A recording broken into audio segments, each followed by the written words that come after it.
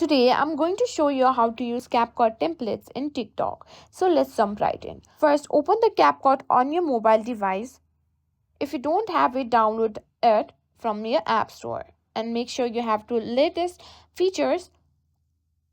version for all the features. Now tap on the templates tab.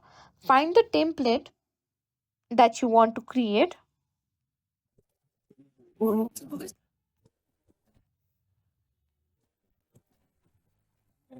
Now after you've found the template and selected what you want to post, simply click on export. Here, as you can see, you can save and share to TikTok. Tap on that option and it will automatically bring you to the TikTok.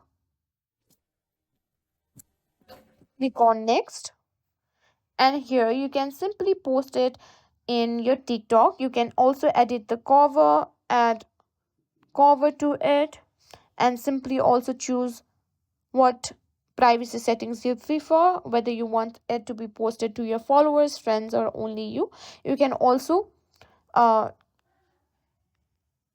add in text to describe your video. You can also simply add links and also edit some more. And that's it. You've successfully used a CapCut template in TikTok.